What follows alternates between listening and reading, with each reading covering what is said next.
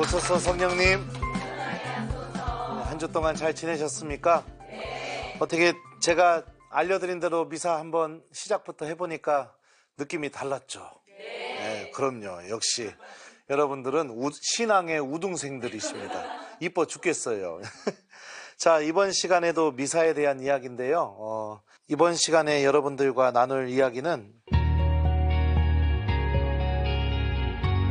예수님을 만나는 미사, 말씀과 성체 안에 살아계시는 예수님을 만나기입니다.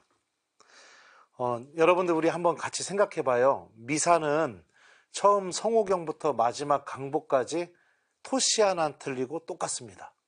그죠? 그래서 미사가 지루한 거예요. 그래서 미사가 재미가 없어요. 이거 신비를 모르는 사람들이 보기에는 그렇죠. 그런데 여러분들 미사에서 매일 바뀌는 게 있습니다. 그게 뭘까요? 1번 하느님의 말씀, 2번 없네요. 맞아요. 하느님의 말씀이에요.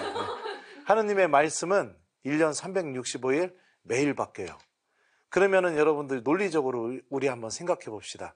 처음부터 끝까지 토시 하나 안 틀리고 매일 똑같은 양식대로 미사가 진행이 되는데 유일하게 하느님의 말씀만 매일 바뀐다고 생각해 봐요. 그러면은 미사의 신비를 우리가 알아들을 수 있는 은총의 통로가 뭘까요? 말씀인 거예요. 왜냐하면 말씀이 매일 바뀌니까. 그러니까 하느님의 말씀은 그날 내가 예수님을 만나는 방법을 제시해 주고 있는 겁니다. 그리고 그날 내가 미사를 통해서 얻을 수 있는 은총이 무엇인지를 알려줘요. 그리고 그날 주님께서 나와의 만남을 통해서 나의 오늘 하루 안에서 꼭 이루고자 하시는 구원의 신비가 무엇인지도 알려주는 거예요. 그러니까 성체를 축성하고 우리가 성체를 받아 모시는 성찬의 전례도 굉장히 중요하지만 성찬의 전례 안에서 예수님을 만나게 하는 그 키포인트가 내가 말씀을 듣느냐 듣지 않느냐에 달려있는 겁니다. 그러니까 대부분의 교우들은 말씀을 듣지 않기 때문에 성체를 모셔도 예수님을 잘 만나지 못하는 겁니다. 이 신비는 이미 예전에 말씀의 중요성에 대해서 이야기할 때 여러분들과 함께 엠마오로 가는 제자들 이야기 이렇게 한번 다뤘었던 적이 있었는데요.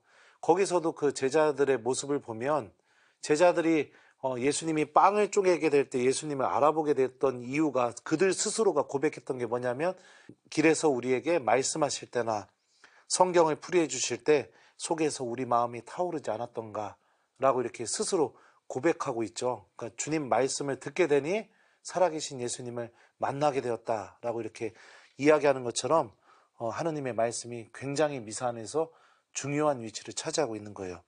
그래서 정말 중요한 게 뭐냐? 여러분들 미사가 시작되면 주님의 말씀을 잘 들으셔야 됩니다.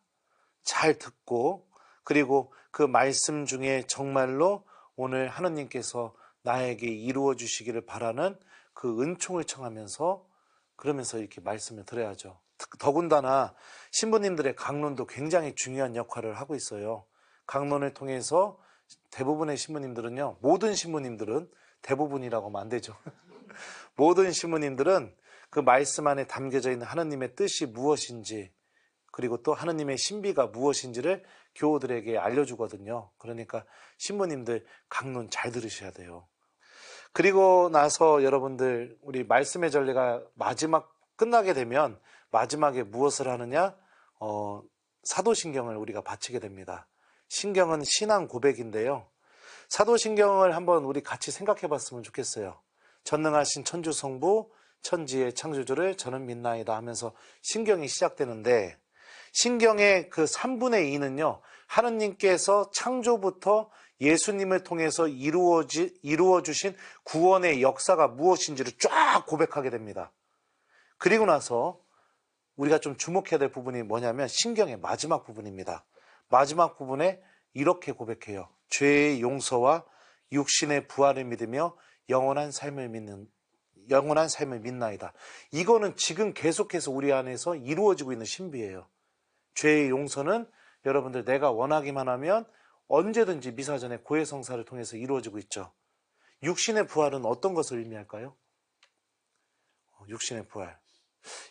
이거 여기에 보면은 제 이게 흉터가 하나 있어요. 한번 보여줄까요? 보여요? 보이죠? 보이죠? 네, 보이죠? 보이죠?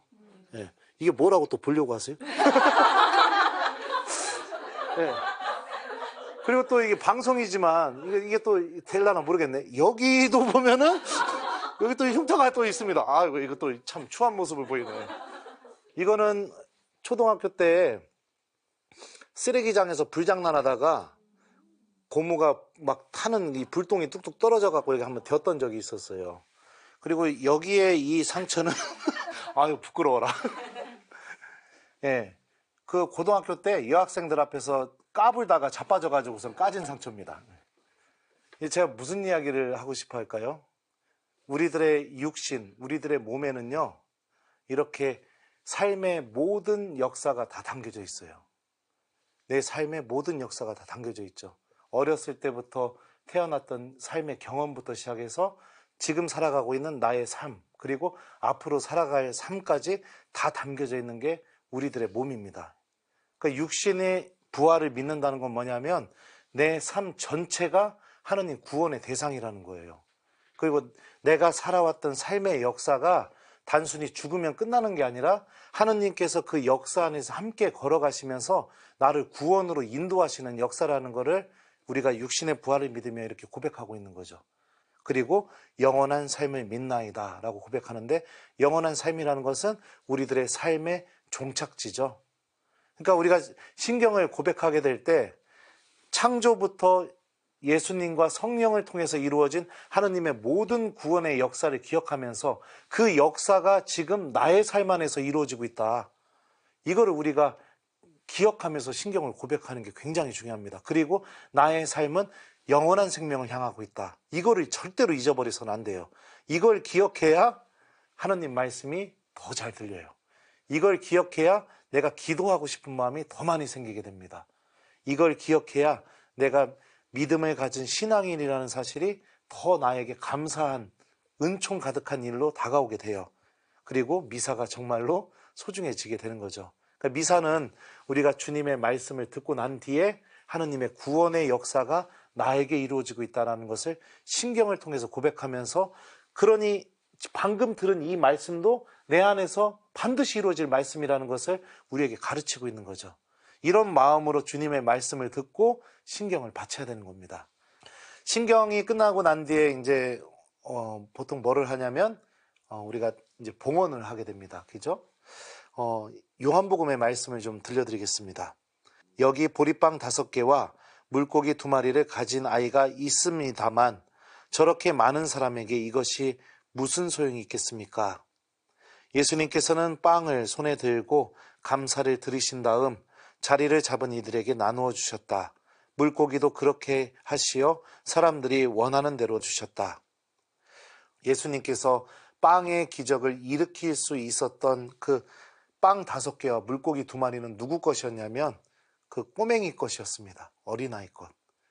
어린아이가 예수님께 봉헌하게 되자, 그리고 그 봉헌이 예수님 손에 올라가게 되자 예수님은 그 보잘것없는 빵 5개와 물고기 2마리를 모든 사람들이 다 먹을 수 있는 은총으로, 당신의 놀라운 기적으로 변화시켜 주셨습니다. 봉헌은 여러분들 이 신비가 이루어지는 순간이에요. 그러니까 봉헌 시간이 딱 되면은 예를 들어서 저기 뭐예요? 5,000원 할까? 10,000원 할까? 이런 생각을 한다거나, 지갑을 열어보면서 다 5만 원짜리밖에 없네. 큰일 났네. 막 이런 생각을 한다거나, 이러면 안 된다는 거예요. 우리가 봉헌 시간에 정말로 생각해야 될 게 뭐냐면, 물고기 2마리와 빵 5개 같은 그렇게 보잘것없는 내 삶이 내가 봉헌하게 될 때, 신부님께서 여러분들 봉헌할 때 어떻게 하시죠? 이렇게 성반 들어서 올려서 기도하시고, 그 다음에 성작 들어서 이렇게 올려서 기도하시잖아요. 신부님 손 위에 나의 일주일의 삶을 올려놓는다. 마치 어린아이가 빵 5개와 물고기 2마리를 예수님 손에 봉헌했던 것처럼 나도 나의 일주일의 삶을 신부님 손 위에 올려놓는다. 이런 마음으로 우리가 봉헌을 해야겠죠. 예수님은 여러분들 10,000원짜리 50,000원짜리 필요 없어요. 여러분들의 삶이 당신 손 위에 올라가기를 바라고 계십니다. 그래서 당신이 그 축복을 해주셔서 여러분들의 삶 안에서 다시 새로운 기적이 일어나기를 바라고 계시죠. 그러니까 우리가 봉헌 때는 좀 그런 마음을 담아서 봉헌을 해봤으면 좋겠어요. 그러면은 이 놀라운 신비가 또 여러분들의 삶 안에서 분명히 일어나게 됩니다. 자, 그리고 나서 봉헌이 끝난 다음에 이제 감사송이 시작됩니다. 주님께서 여러분과 함께 마음을 드높이 우리 주 하느님께 감사합시다 이러면서 신부님이 혼자서 경본을 막 읽으시잖아요. 근데 그 경본의 내용이 보통 하느님께서 우리에게 이루어 주신 구원의 신비에 대한 고백이 경본 때 읽혀져요. 근데 모든 감사송은 다음과 같은 말로 시작이 됩니다. 거룩하신 아버지, 사랑하시는 성자 예수 그리스도를 통하여 언제나 어디서나 아버지께 감사함이 참으로 마땅하고 옳은 일이며 저희 도리요 구원의 길이옵니다. 하느님 아버지께 감사드리는 게 뭐라고요? 저희 도리요 구원의 길이라고 이렇게 신부님이 고백을 하게 되잖아요. 그리고 실제로 여러분들 테살로니가 1서를 읽어보면 바오로 사도가 이렇게 말하고 있어요. 모든 일에 감사하십시오. 이것이 그리스도 예수님 안에서 살아가는 여러분에게 바라시는 하느님의 뜻입니다. 하느님은 우리가 감사하면서 살아가기를 바라고 계시다고 테살로니가 1서에서도 말하고 있죠. 그리고 감사를 드리는 게 구원의 길이라고 신부님은 고백하고 있어요. 그러니까 여러분들 우리가 신부님이 감사송을 읽으실 때 내 마음은 어떤 마음으로 그 감사송의 말씀을 들어야 될까요? 주님께 감사드리는 마음으로. 그러니까 미사 때 할 게 많아요, 여러분들. 내가 신부님이 주님께서 여러분과 함께 마음을 드높이 이거 하는 순간부터 머릿속에서 생각해야 돼요. 아, 내가 일주일 동안 하느님께 정말 감사드릴 게 뭐였지? 그러면서 신부님께서 감사송을 읽으시는 순간에 나도 주님 저에게 이걸 베풀어 주셔서 정말 감사합니다. 주님 제가 누구와 화해하게 되었어요. 제가 이런 사람이 될 수 있게 해주셔서 정말 감사합니다. 주님 제가 오늘 김재덕 신부님을 만났어요. 이 신부님을 만나게 해주셔서 정말 감사합니다. 농담이에요. 하여튼 이게 뭐가 됐든지 간에 내가 주님께 감사드릴 것들을 신부님과 함께 같이 봉헌하는 거죠. 네. 자, 그리고 나서 이제 그 다음에 이루어지는 게 거룩하시도다예요. 그죠? 그래서 노래로 하기도 하고 그냥 입으로 하기도 하는데 이 거룩하시도다의 이 말씀을 좀 한번 읽어드릴게요. 거룩하시도다, 거룩하시도다, 거룩하시도다. 온누리의 주 하느님, 하늘과 땅에 가득 찬 그 영광이라고 우리가 처음에 시작을 합니다. 이 거룩하시도다를 우리가 노래할 때 이 묵시록의 이 말씀을 좀 같이 기억했으면 좋겠습니다. 그 뒤에 내가 보니 하늘에 문이 하나 열려 있었습니다. 그 네 생물은 저마다 날개를 6씩 가졌는데 사방으로 또 안으로 눈이 가득 달려 있었습니다. 그리고 그들은 밤낮으로 쉬지 않고 외치고 있었습니다. 거룩하시다, 거룩하시다, 거룩하시다. 전능하신 주 하느님, 전에도 계셨고 지금도 계시며 또 앞으로 오실 분. 이 장면이 어떤 장면이냐면 요한이 환시를 보게 되면서 천국문이 열려서 하느님 나라의 모습을 보게 되었을 때 이 네 생물이 하느님 앞에서 거룩하시다, 거룩하시다 이렇게 외치는 그런 장면이에요. 그러니까 우리가 거룩하시도다 이 노래를 부르기 시작하게 되면 어떤 일이 벌어지게 되느냐? 천국문이 열리게 된 거예요. 그리고 지금 이 순간이 천상 전례와 이 지상에서의 전례가 연결되는 순간인 겁니다. 그러니까 하느님 나라를 바라보는 마음으로 우리가 그렇게 좀 마음을 담아서 하느님을 지금 내가 만나는구나 이런 마음으로 와 천국문이 나한테 열렸구나 이런 마음으로 그렇게 좀 우리가 거룩하시도다 노래를 부르게 되면 마음이 정말 벅차게 될 거예요. 자, 그리고 나서 이 거룩하시도다의 두 번째 부분은 이렇게 우리가 노래를 하죠. 높은 데서 호산나 주님의 이름으로 오시는 분 찬미 받으소서 높은 데서 호산나. 이 부분도 여러분들이 이 마태복음의 이 말씀을 좀 기억했으면 좋겠어요. 수많은 군중이 자기 겉옷을 길에 깔았다. 또 어떤 이들은 나뭇가지를 꺾어다가 길에 깔았다. 그리고 앞서가는 군중과 뒤따라가는 군중이 외쳤다. 다윗의 자손께 호산나. 주님의 이름으로 오시는 분은 복되시어라. 지극히 높은 곳에 호산나. 자, 이 장면이 어떤 장면이냐면 예수님이 예루살렘으로 들어가시는 장면이에요. 근데 그 예루살렘은 어떤 곳이었죠? 예수님을 십자가에 못 박았던 곳입니다. 그죠? 예수님을 거부했던 곳이에요. 어떻게 보면 우리들 마음속에도 예루살렘이 있겠죠. 하지만 주님께서는 당신을 거부한다 하더라도 그 예루살렘에 반드시 들어가시죠. 왜요? 구원하시기 위해서. 그러니까 우리가 이 거룩하시도다의 두 번째 부분을 부를 때는 예수님이 지금 내 마음의 문을 열고 들어오시는구나. 그런 마음으로, 또 군중들이 예수님을 맞이하면서 겉옷을 깔고 호산나 하느님의 이름으로 오시는 분 찬미 받으소서 이렇게 얘기했던 것처럼 예수님을 반기는 마음으로, 그러니까 이 거룩하시도다가 아주 놀라운 신비를 담고 있죠. 전반부는 천국문이 열리는 신비를 우리에게 보여주고, 후반부는 예수님이 우리에게 들어오시는, 찾아오시는 신비를 보여주고 있죠. 그러니까 이것을 기억하면서 이 거룩하시도다 부르시면 제가 장담하는데 100% 눈물을 흘리십니다. 주님이 나를 찾아오시는구나. 이런 벅찬 마음 때문에요. 자, 그리고 나서 이제 우리 성찬의 전례가 시작이 되죠. 근데 이 성체 성사 안에 담겨져 있는 신비는 제가 이미 이전 시간에 여러분들에게 말씀드렸기 때문에 반복하지 않도록 하겠습니다. 중요한 거는 성체 축성이 끝나고 나서 신부님이 혼자서 이제 막 기도를 하셔요. 근데 어떻게 기도하시느냐? 주님, 온 세상에 널리 퍼져 있는 교회를 생각하시어 교황 프란치스코와 저희 주교 누구와 이러면서 기도를 시작하시는데, 이때 여러분들 사제의 기도에 집중하십시오. 자, 그러면 어떻게 기도해야 되느냐? 주님, 온 세상에 널리 퍼져 있는 교회를 생각하시어, 신부님께서 이 부분을 하실 때는 여러분들의 본당을 위해서 기도해 주셨으면 좋겠어요. 교회를 생각하시어. 그리고 또 우리 가정도 교회잖아요. 그죠? 가정도 가장 작은 교회니까 여러분들의 가정을 위해서도 기도하십시오. 하나님을 믿는 사람들이 모여 있는 곳이 교회니까요. 그러니까 여러분들이 기억하고 싶은 교회를 위해서 이때 기도하시면 됩니다. 교황 프란치스코와 이때는 우리 교황님을 위해서 기도해 주시고요.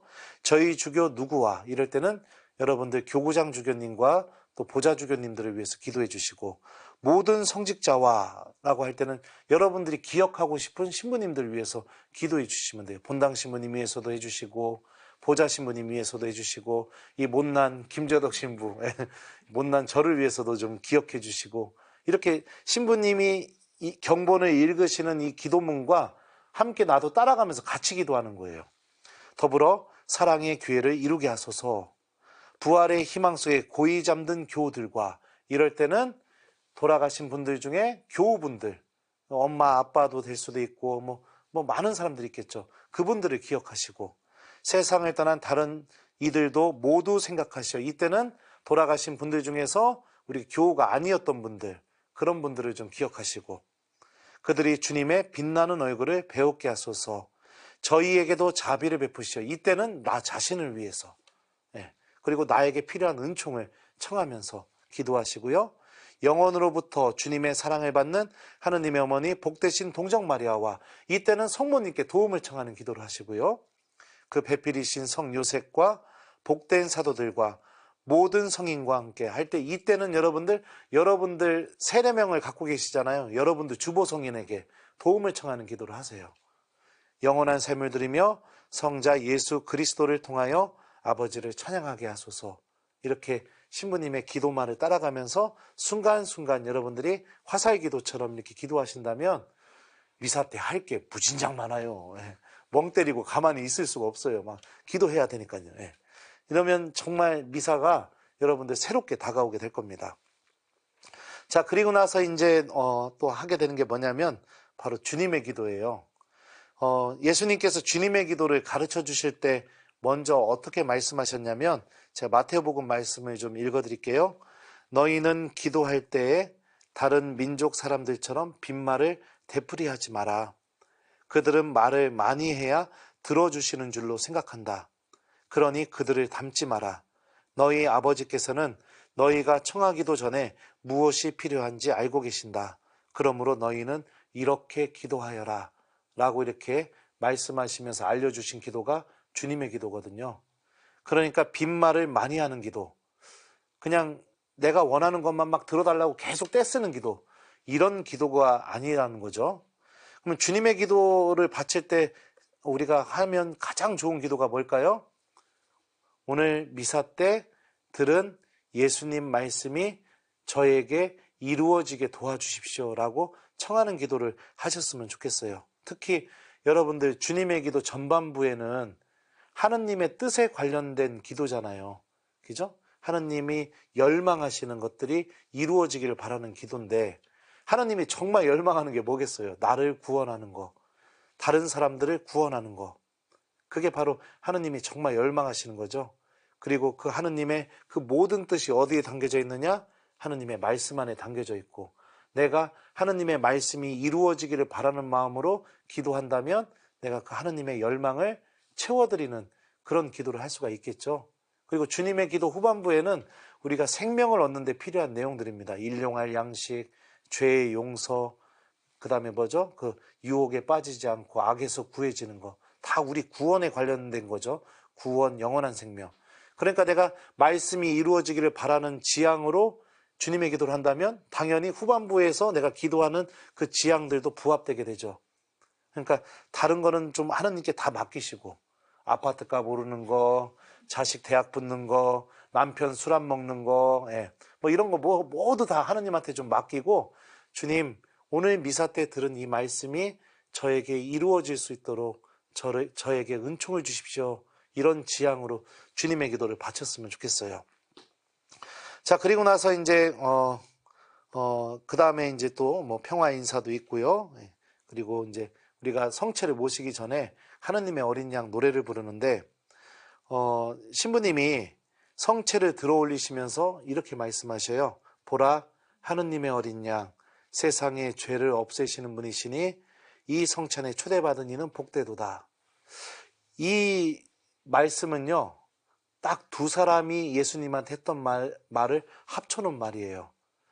요한복음을 보면요, 세례자 요한이 자기에게 다가오는 예수님을 향해서 제자들에게 이렇게 말합니다. 보라, 세상의 죄를 없애시는 하느님의 어린 양이시다. 그리고 제자들은 세례자 요한의 이 증언을 듣고 예수님께 가서 예수님의 제자로 다시 태어나게 돼요. 그래서 제자들이 어떻게 했죠? 랍비, 어디에 묵고 계십니까? 그리고 그들은 그날 예수님과 함께 하루를 묵게 됩니다. 내가 성체를 모시게 될 때 내가 예수님과 함께 머물게 된다라는 것을 기억하면서 여러분들 그 성체를 바라보셨으면 좋겠어요. 주님께 가고 싶은 마음, 주님 안에 머물고 싶은 마음, 그런 마음을 담아서 성체를 바라봐야겠죠. 그리고 이제 신부님이 이 말씀을 하시고 난 뒤에 여러분들이 어떻게 대답하죠? 주님, 제 안에 주님을 모시기에 합당치 않사오나 한 말씀만 하소서, 제 영혼이 곧 나으리다. 이 고백은요, 여러분들 백인대장의 고백이에요. 마테오복음의 말씀을 보면요, 백인대장이 예수님께 이렇게 말합니다. 주님, 저는 주님을 제 지붕 아래 모실 자격이 없습니다. 그저 한 말씀만 해주십시오. 그러면 제 종이 나을 것입니다. 이 고백의 핵심이 무엇이냐? 예수님, 저희 집에 직접 안 오셔도 돼요. 저도 상관이라서 제가 말 한마디 하면 제 밑에 있는 사람들이 알아서 그것을 다 하더라고요. 그러니까 주님, 저희 집에 오실 수고로움 없이 지금 여기서 당신이 말씀을 해주십시오. 그러면 그 말씀이 그대로 이루어질 것입니다. 이걸 고백하는 거예요. 그러니까 여러분들 성체를 모시기 직전까지 내가 지금 어떤 사람이 되겠다고 얘기하는 거예요? 예수님 말씀이 이루어진다고 믿는 사람이 되겠다고 고백하는 거예요. 그죠? 내가 그런 마음으로 대답을 해야겠죠. 그리고 영성체 때 정말로 주님께서 하신 그 한 말씀이 내 안에서 이루어진다는 믿음으로 여러분들 성체를 받아 모셔야겠죠. 그러니까 성체 모실 때 성경 말씀 기억하셔야 돼요. 그렇게 해서 여러분들 성체를 영하시고, 마지막에 이제 신부님이 뭐를 하시죠? 공지사항? 아닙니다. 강복을 주시죠. 네. 전능하신 천주 성부와 성자와 성령께서는 여기 모인 모든 이에게 강복하소서. 강복이 어떤 의미냐면요, 여러분들 창세기의 족보를 좀 생각해 보셨으면 좋겠어요. 창세기의 족보를 보면 누군 누굴 낳고 누군 누굴 낳고 이런 이야기가 나와요. 이런 첫 번째 유형. 두 번째 유형은 누군 누굴 낳았는데 그 사람은 어느 땅을 차지하고, 뭐 이런 식의 두 번째 유형이 나오거든요. 왜 갑자기 족보가 나올까요?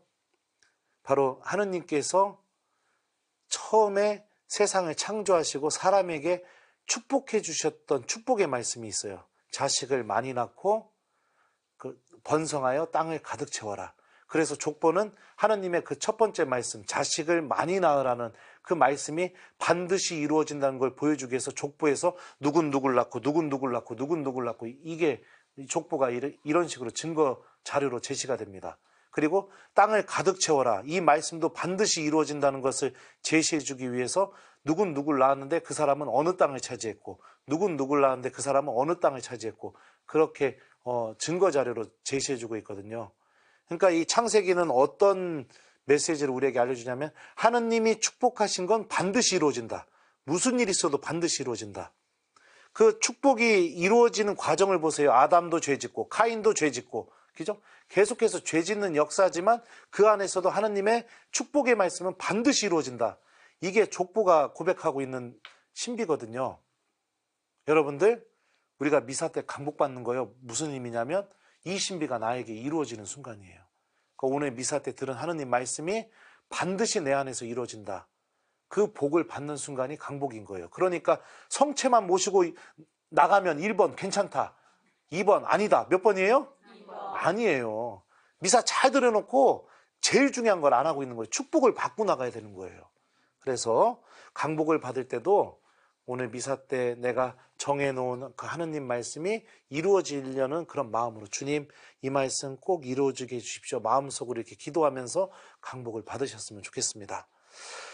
자, 그리고 나서 신부님이 미사가 끝났으니 가서 복음을 전합시다 라고 이렇게 말씀하시죠. 그러니까 여러분들은 이제 미사가 드리고 난 다음에 세상 속으로 나가셔서 세상 안에서 여러분들이 다시 예수님의 축복과 함께 예수님과 함께 여러분들이 미사를 세상 안에서 또 드리세요.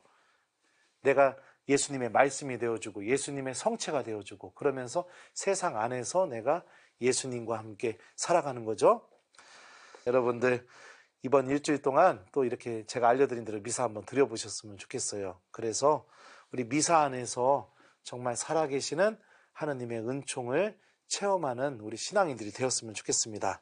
자, 숙제는요 뭐냐면 제가 알려드린 대로 미사 드려보기, 하느님 말씀을 기억하면서 미사를 드려보기, 이거를 숙제로 드립니다. 미사 안에서 살아계신 예수님을 만나실 수 있도록 저도 기도 중에 여러분들을 기억하도록 하겠습니다. 지금까지 부족한 강의 들어주셔서 진심으로 감사합니다. 감사합니다.